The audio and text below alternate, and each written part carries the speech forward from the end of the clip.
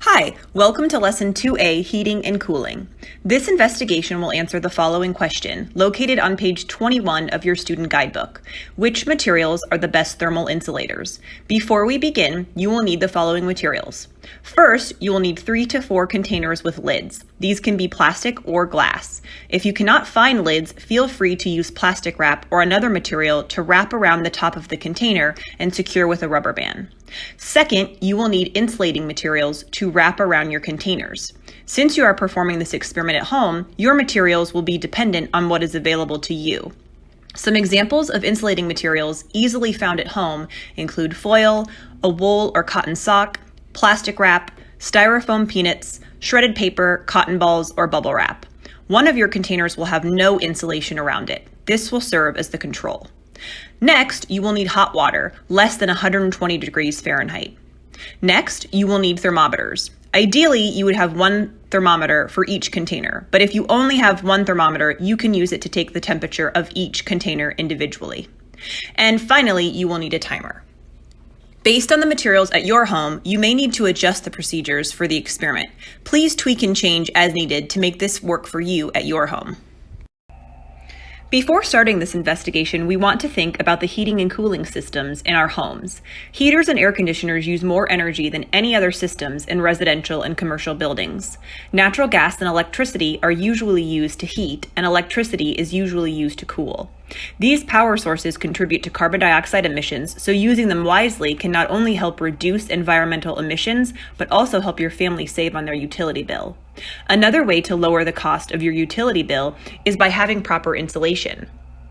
Air leaking into or out of a building wastes energy. Insulation prevents thermal energy transfer, keeping the inside comfortable and separated from the exterior air.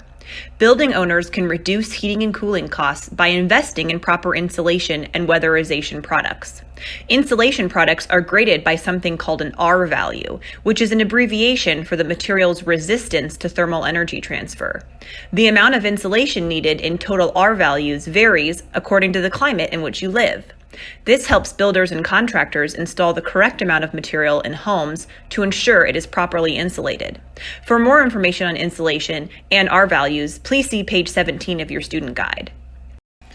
With all of this in mind, today we are going to test materials for their insulating power and think about how we can apply this to our homes to make them more energy efficient. This investigation begins on page 21 of your student guidebook. Today we will be finding out which materials are the best thermal insulators. Before we begin, based on the materials you collected at home, please make your hypothesis and explain your thinking in your student guidebook. So to get started on the procedure part of the investigation, first you're going to want to make sure that all of your containers are insulated and wrapped, obviously minus your control.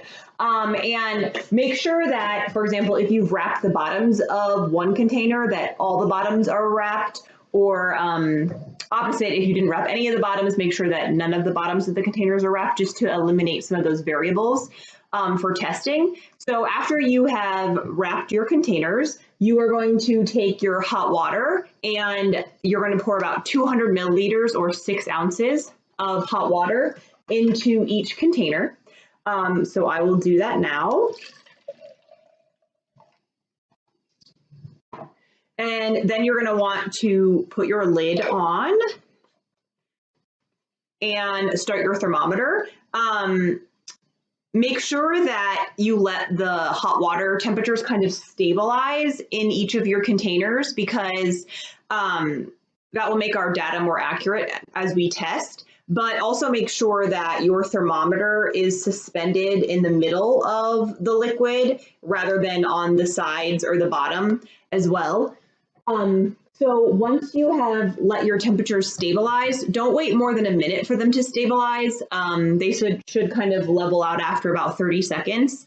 Then you're going to want to record your minute 0 reading and record that in your student guide. That is going to be important for you to do for all of your containers. Then after that, we're going to start our timer, and you're going to time every 2 minutes. You're going to take the temperature of each container and record it in your student guide. Or if you are short on time, you can do take the temperature every minute for 10 minutes. Again, recording your results, your temperature readings for each of the containers. Once your time has passed and your 10 or 20 minutes is up, then we're going to find the change in temperature.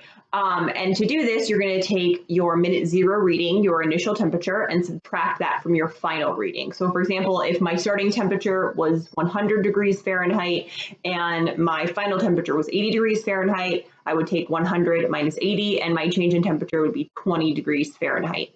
So you're going to want to do that for each of the containers, for each of the materials, and then you're going to have your results. So the best insulator is going to be the container that had the least amount of change, or the smallest amount of change. And what this means is that whatever material was around your container, it was able to stop or slow down the thermal energy transfer the best, and therefore it is the best insulator.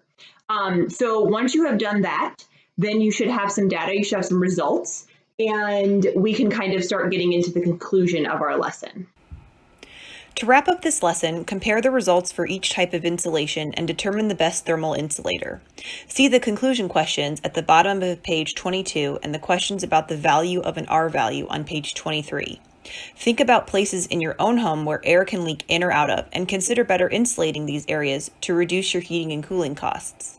In addition, if you have your student kit with you at home, we encourage you to install the insulating materials provided to better insulate your home. Thank you so much for watching.